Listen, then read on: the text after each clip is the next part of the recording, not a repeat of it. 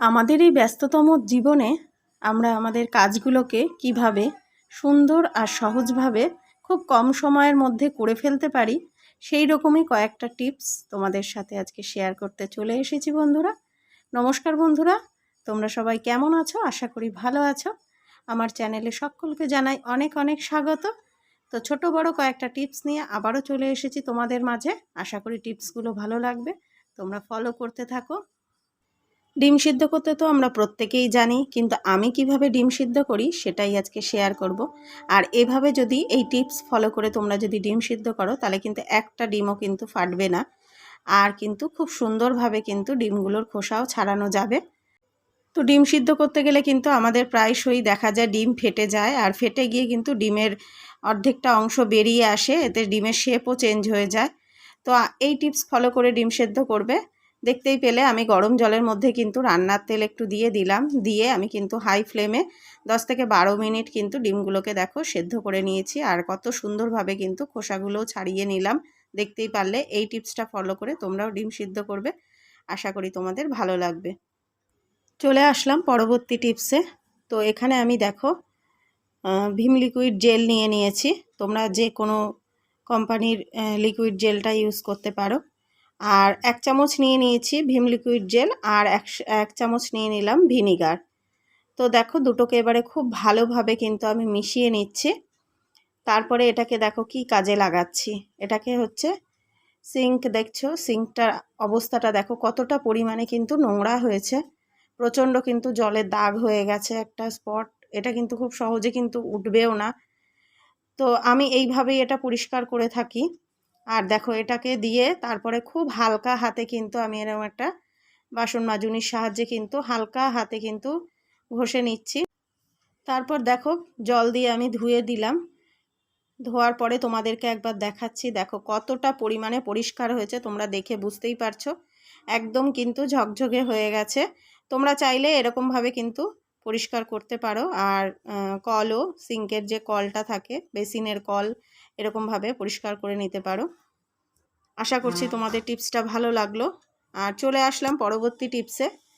তো পরবর্তী টিপস দেখো, এখানে রসুন নিয়ে নিয়েছি কয়েক কোয়া। তো রসুন ছাড়াতে গেলে কিন্তু ভীষণ বিরক্ত লাগে, বিশেষ করে যখন অনেকটা পরিমাণে রসুন ছাড়ানোর ব্যাপারটা থাকে, তো খুবই বিরক্ত আর খুবই সময় সাপেক্ষ কাজ। তো খুব সহজেই কিভাবে রসুনটা খোসা ছাড়ানো যাবে। তো এখানে আমি দেখো উষ্ণ গরম জল নিয়ে নিয়েছি, নিয়ে দেখো রসুনগুলোকে কিন্তু আমি 5 মিনিট ভিজিয়ে রেখে দিয়েছিলাম। 5 মিনিট ভেজানোর পরে দেখো তোমাদের সামনে চলে এসেছি। দেখো কত সহজে রসুনের খোসাগুলো কিন্তু ছাড়িয়ে ফেলা যাচ্ছে। তোমরা চাইলে এটাকে কিন্তু হাত দিয়ে হালকাভাবে ঘষেও কিন্তু খোসাগুলো ছাড়িয়ে নিতে পারো। খুব সহজেই কিন্তু এইভাবে রসুনের খোসাগুলো ছাড়ানো যায়। একদম নরম হয়ে গেছে, দেখতেই পাচ্ছ।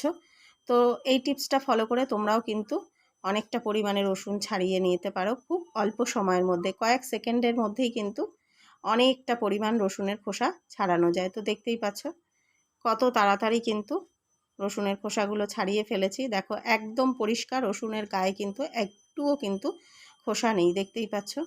তো এই টিপসটা কেমন লাগলো তোমরা কমেন্টের মাধ্যমে জানিও, আশা করি ভালো লাগলো। চলে আসলাম পরবর্তী টিপসে। তো দেখো এখানে আমি কারি পাতা নিয়ে নিয়েছি। তো কারি পাতা কিন্তু আমাদের সবার বাড়িতে কিন্তু কারি পাতা গাছটা থাকে না। তো সেক্ষেত্রে আমরা কি করব, যেখানে পাওয়া যায় আর কি সেখান থেকে কিন্তু একটু বেশি পরিমাণে সংগ্রহ করে নিয়ে এসে এইভাবে রেখে কিন্তু দীর্ঘদিন পর্যন্ত, দীর্ঘদিন বলতে বেশ মাসখানেক পর্যন্ত কিন্তু তোমরা রান্নার কাজে ব্যবহার করতেই পারো। তো দেখো আমি এখানে একটা আইস ট্রে নিয়ে নিয়েছি, আর তার মধ্যে দেখো কারি পাতাগুলোকে ভালোভাবে আগে ধুয়ে নিয়েছি। তারপরে দেখো কারি পাতাগুলো দিয়ে এর মধ্যে পরিমাণ মতো জল দিয়ে দিলাম। এবারে এটাকে, এই আইস ট্রেটাকে একদম ডিপে রেখে দেব, ফ্রিজে, মানে ডিপ ফ্রিজারে কিন্তু আমি রেখে দেব। আর যখন আমার প্রয়োজন হবে তখন কিন্তু ওই এক একটা করে কিউব, একটা দুটো যে পরিমাণে আমার লাগবে সেটা বের করে নিয়ে কিন্তু হালকাভাবে ধুয়ে নিলেই বরফটা কেটে যাবে, আর একদম ফ্রেশ পাতা কিন্তু আমি ব্যবহার করতে পারবো। তো এই টিপসটা ফলো করে তোমরাও কিন্তু কারি পাতা দীর্ঘদিন পর্যন্ত ঘরে রেখে দিতে পারো, আর যখন খুশি তখন রান্নার কাজে কিন্তু ব্যবহার করতে পারো। তো এই টিপসটা কেমন লাগলো অবশ্যই কমেন্টের মাধ্যমে জানিও। চলে আসলাম পরবর্তী টিপসে। তো অনেক সময় কি হয়, আমাদের এরকম ডাল ভাত এরকম বসাতে গেলে কি হয়, এগুলো কিন্তু উতলিয়ে পড়ে যায়। আমরা অন্য কাজে ব্যস্ত থাকলে কিন্তু অনেক সময় পড়ে অনেকটাই সমস্যা হয়, গ্যাস নোংরা হয়। তো সেক্ষেত্রে কি করলাম দেখতেই পেলে, এই টিপসটা ফলো করে তোমরাও কিন্তু করতে পারো। তো এর মধ্যে আমি দেখো কয়েক ফোঁটা সর্ষের তেল দিয়ে দিলাম, দিয়ে দেখো এটা কিন্তু আর একদমই উতলিয়ে পড়বে না। এরকমভাবে কিন্তু আমি ভাতের মধ্যেও কয়েক ফোঁটা সর্ষের তেল কিংবা যে কোনো রান্নার তেল দিয়ে দিলেই কিন্তু, এই দেখো আমি ভাতও বসিয়ে দিয়েছি আর একদম হাই ফ্লেমেই কিন্তু বসানো, দেখো একটুও কিন্তু উতলাচ্ছে না, আর খুব সুন্দরভাবে কিন্তু একদম সময় মতো এটা একদম রেডি হয়ে যাবে। তো আশা করি টিপসটা তোমাদের ভালো লাগলো। চলে আসলাম পরবর্তী টিপসে। তো এই যে চিংড়ি মাছ খেতে কিন্তু বেশ ভালো লাগে, আর বেশিরভাগ রান্নাতেই কিন্তু দিলে বেশ টেস্ট হয়। তো এই চিংড়ি মাছ ছাড়ানো কিন্তু ভীষণ একটা বিরক্তিকর কাজ, বিশেষ করে ছোট চিংড়ি হলে আরও ঝামেলা। তো কীভাবেই খুব সহজেই এই চিংড়ি মাছগুলোকে আমি ছাড়িয়ে নেব সেই টিপসটাই তোমাদের সাথে শেয়ার করছি।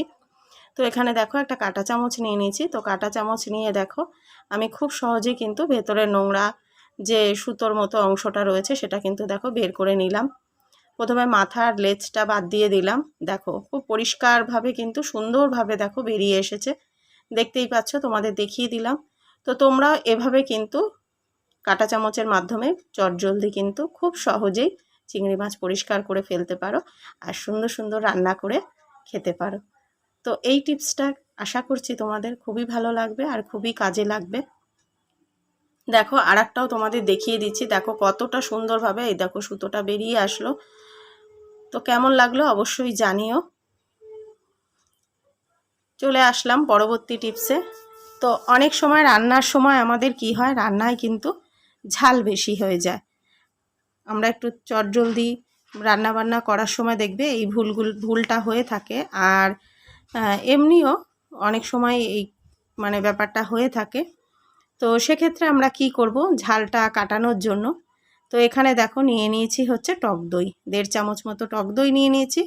আর টক দই নিয়ে দেখো টক দইটাকে ফেটিয়ে নিয়ে আমি কিন্তু তরকারিটার মধ্যে দিয়ে দিলাম। আর এই সময় গ্যাসের ফ্লেমটা তোমরা প্রত্যেকেই জানো যে টক দই দেওয়ার পরে কিন্তু একদম মিডিয়ামে দিয়ে ভালোভাবে কিন্তু দইটা মিশিয়ে নিতে হয়, না হলে দইটা ফেটে যায়।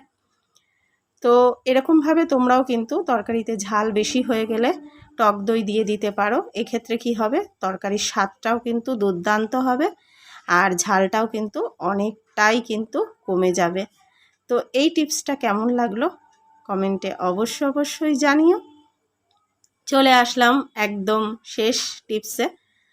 তো দেখতেই পাচ্ছ এখানে বেশ কিছুটা পরিমাণ জিরে নিয়ে নিয়েছি।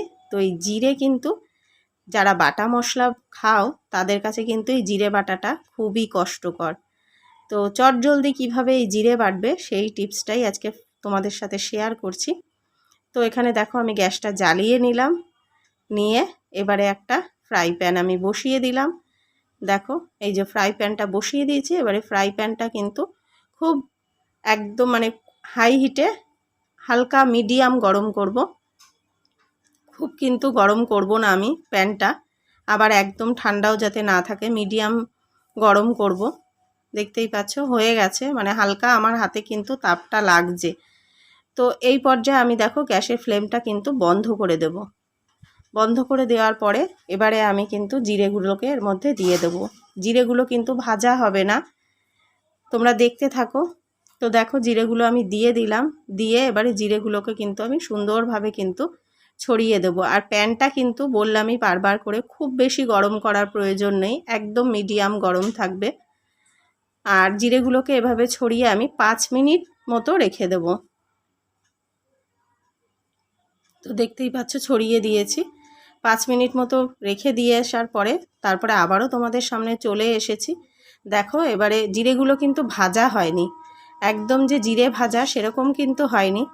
তো এবারে বেটে দেখাচ্ছি তোমাদেরকে, দেখো 1 বাটা দিয়েছি, তাতেই দেখো কত সুন্দর পাউডার হয়ে গেছে। আর এটার মধ্যে কিন্তু একদম কাঁচা জিরের যে গন্ধটা সেটা কিন্তু একদম বর্তমান রয়েছে। ভাজা জিরে কিন্তু এটা একদমই নয়, ভাজা জিরের গন্ধ এর মধ্যে পাবে না। আর এটা তরকারিতে দিয়ে কিন্তু তোমরা যেভাবে কাঁচা জিরে দিয়ে রান্না করো কষিয়ে, সেরকমভাবেই কিন্তু এটা দিয়েও সেরকমভাবেই রান্না করবে।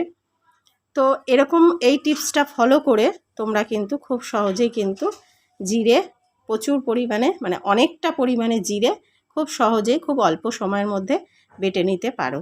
দেখতেই পাচ্ছ, এই দেখো রঙটাও কিন্তু চেঞ্জ হয়নি, একদম কাঁচা জিরের গন্ধটা কিন্তু পুরো রয়েছে। তো আশা করি এই টিপসটা তোমাদের ভালো লেগেছে। তো আমার এই টিপসগুলো কেমন লাগলো তোমরা কমেন্টের মাধ্যমে অবশ্যই জানিও। ভালো লাগলে লাইক শেয়ার কমেন্ট করো, আর নতুন বন্ধু হয়ে থাকলে পাশে থেকে যেও। তাহলে আজকে এখানেই বিদায় নিই, টাটা। দেখা হচ্ছে আবারও পরে তোমাদের সাথে, টাটা।